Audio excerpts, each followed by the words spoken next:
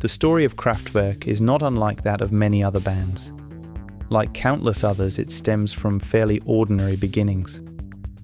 There is not a great deal to do in Düsseldorf, and there was even less in the late 1960s.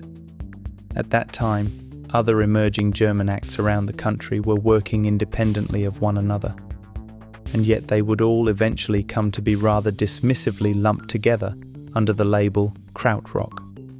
Back in Düsseldorf, Florian Schneider and Ralf Hütter met as students at the Robert Schumann University.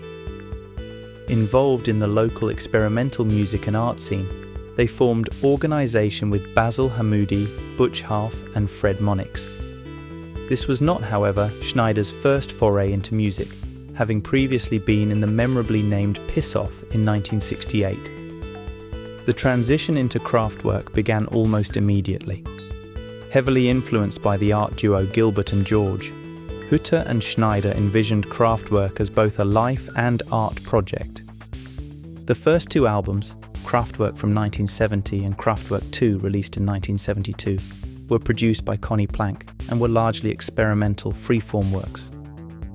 As Hütter explained to Uncut magazine in 2009, "We were finding Kraftwerk, setting up the Kling Klang studio, finding musicians to work with, discovering composition, discovering the German language, human voice, synthetic voice.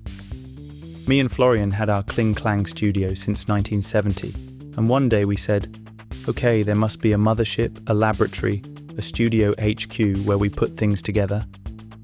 By the end of 1973, Wolfgang Flür had joined the pair.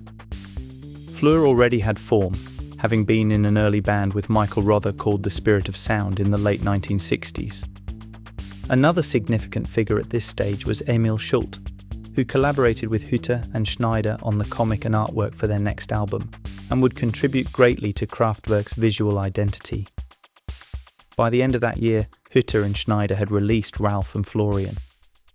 Marking a shift towards synthesizers and drum machines, this album represented the genesis of what Kraftwerk were to become. Kraftwerk took a major step forward in 1974 with the release of their fourth album, Autobahn. Although not entirely electronic, Autobahn distilled all their previous ideas into a predominantly electronic sound. It included greater use of the vocoder, especially on the title track, which echoed the fun, fun, fun of the Beach Boys. Kraftwerk had now become a quartet, with the addition of experimental musician Klaus Roeder on treated violin. Despite appearing on the album sleeve, Roeder left before the album's release. A radio edit of the title track, reduced from 22 minutes to a more digestible 4, reached number 11 in the UK singles chart, and the album remains their highest charting release, peaking at number 4. The band made their first UK television appearance on Tomorrow's World in September 1975, nearly a year after the album's release, and 5 months after the single's success in the UK. Nonetheless, Autobahn was considered something of a novelty hit in these parts. The edited version had gained extended airplay, first in Chicago and then across the US, but it was still perceived as a quirky instrumental curiosity, akin to Hot Butter's Popcorn, or Lieutenant Pigeon's honky-tonk piano tune Mouldy Old Dough. Kraftwerk's plans to capitalise on this newfound fame were not evident in the follow-up, 1975's Radioactivity. Hütter had become fascinated by the large number of privately owned radio stations in the US, and liked the idea of the band having their own private station. Of course, the term radioactivity had another meaning, and in case anyone missed it, there were tracks titled Geiger Counter and Uranium. In the early 1990s, Kraftwerk updated the title track for the Mix album to prevent the song being interpreted as a hymn to nuclear power. They referenced Chernobyl, Hiroshima, and Harrisburg, all sites of nuclear disasters, and prefixed the chorus with "Stop" before Radioactivity. Radioactivity was the first album performed by the classic lineup of Hütter, Schneider, Karl Bartos and Wolfgang Flür. It was also the first Kraftwerk album to be entirely self-produced by Hütter and Schneider in their Kling Klang studio. Their independence extended further. the music was published by their own Kling Klang record label, giving them much greater financial control over the use of their work. At Kling Klang, they had become entirely self-sufficient. Though Radioactivity received few positive reviews and struggled commercially at the time, it is now seen as one of their key works. As David Stubbs puts it in Future Days, it's only possible retrospectively to assess the colossal size of Radioactivity as a milestone in electronic music, one that marks a precise and signal midpoint between Stockhausen and Depeche Mode. Kraftwerk were not yet masters of the dance floor. Though respected outside Germany, at home the group still provoked confusion, even amusement. Fortunately, someone was about to change that. David Bowie. By 1976, having skillfully navigated the styles and trends of the 1970s, Bowie was desperate to escape a spiral of drugs and paranoia. In the US, he had taken to storing his urine in a fridge to keep it out of reach of witches. He and a similarly strung out Iggy Pop moved to Berlin, where Bowie immersed himself in German music. Bowie's interest in Cluster Neu and Kraftwerk benefited both sides. It repositioned him as an avant-garde icon, while his endorsement helped legitimize these bands, whether they wanted it or not. There were discussions about a Bowie album with Kraftwerk, and he even asked them to support him on tour. In hindsight, the failure of these plans may be fortunate, as a lasting Bowie association could have overshadowed the band. Kraftwerk were also fond of Iggy Pop, having long admired the Stooges. It may seem odd that the chaotic, drug-fueled racket of the Stooges appealed to Hütter and Schneider. The four became friendly, shopping for white asparagus and dancing in discos together, and Kraftwerk name-checked Bowie and Iggy in the title track of Trans-Europe Express. We're running into Düsseldorf city and meet Iggy Pop and David Bowie. The opening minutes of Bowie's Station to Station pay clear homage to Trans-Europe Express, and the so-called Berlin Trilogy is now considered one of his career highlights. With this rock star patronage, Trans-Europe Express marked a significant leap forward for Kraftwerk, aligning neatly with the cultural shifts of 1977. The punks liked Bowie, and by extension they liked Kraftwerk. Meanwhile, disco, bubbling away for years, went stratospheric in 1977 with Donna Summer's I Feel Love, a track that still feels futuristic. Between Giorgio Moroder and Kraftwerk, the blueprint for modern pop was effectively drawn. Though Trans-Europe Express revolved around a train journey, it hinted at a gentler, more pan-European vision of the future. The album explored themes of reality and artifice. The Hall of Mirrors reflected the band's pop stardom following Autobahn, while Showroom Dummies was inspired by an unflattering live review. As Hütter explained, Showroom Dummies, that is the transition from human to dummy to robots, from posing and static to animation and motorizing. We were on our way to robotization. Is that a word? We are mainly talking about ourselves in that song. We felt photographed to death. That's why we brought in the dummies and later robots. They have more patience with photographers. 1978's The Man Machine saw the quartet refine their sound into a less organic, more polished form, with a clearly increased danceability. The cover, in black, white and red, was inspired by Russian artist El Lissitzky and the Suprematist movement. A slight sense of democracy crept in, with Bartos nearly being co-credited for the first time on key tracks such as The Robots and The Model. At this point, Kraftwerk seemed to be playing catch-up with the rapid developments in electronic music set off by I Feel Love. Still, what The Man Machine may have lacked in foresight, despite its sci-fi and AI themes, it made up for in human warmth. The delayed success of The Model helped redress synthpop's imbalance.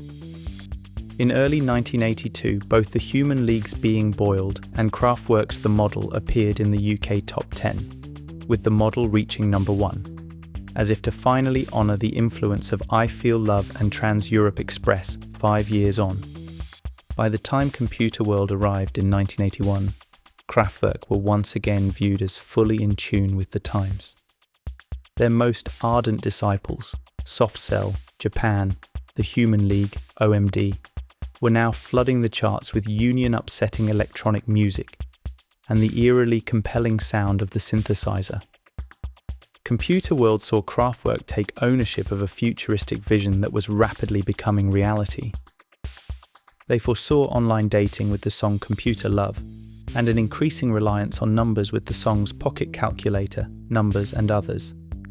They were seen as pioneers in using calculators as instruments, playing them live on stage and dancing as if their moves had been downloaded. Ironically, as Hütter recalled, we didn't even have computers. Even though the music was created with synthesizers and sequencers, it was analog, pre-computer. We actually got our first home computers after the album was finished, the first Ataris. Behind the scenes, there was unrest. Wolfgang Fleur's contributions to the album were omitted, though he still appeared in the artwork. In 1983, the single Tour de France was released, originally recorded for the next album. It featured more complex sonic textures than the group had previously attempted and marked something of a departure after their two technology-heavy albums. Hütter had long been a fan of cycling and often brought a bike on tour to fit in some exercise. Unfortunately, not long after the single's release, he had a cycling accident on the Rhine Dam and was unable to work for a time.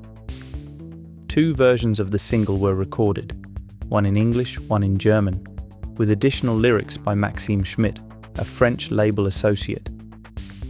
Tour de France served as a teaser for the forthcoming album, which began to drag on due to Hütter's accident. Electric Café eventually appeared in 1986, after going through multiple title changes. In 2009, it was reissued as Techno Pop, its original working title. The album was produced by French-born New York-based DJ Francois Kevorkian. Amid these challenges, and likely frustrated at not featuring again, Wolfgang Flür finally left the band in 1987.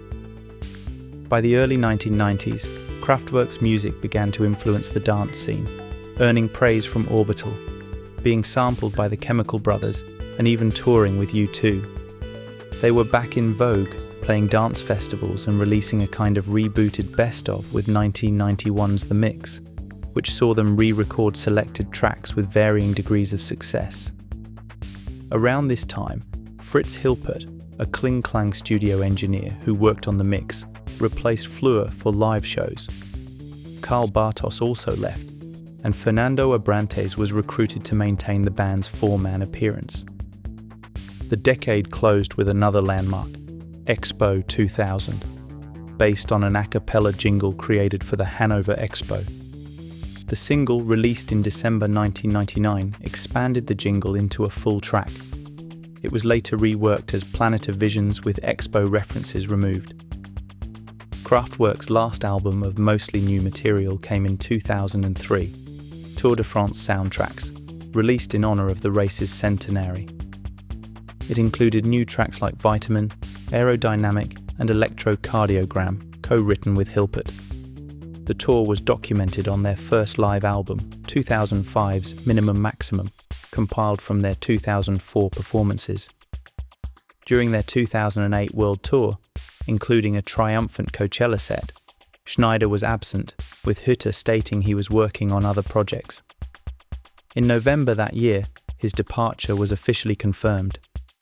Throughout the following decade, the touring lineup comprised Ralf Hütter, Henning Schmitz, Fritz Hilpert, and video technician Stefan Pfaffer, who became an official member in 2008. Since then, Hütter and his team have continued to refine their craft. With numerous tours, reissues and growing recognition within the art world, Kraftwerk's story has far outgrown their modest Düsseldorf beginnings. It is no exaggeration to say that Kraftwerk sparked a musical revolution whose echoes continue to resonate.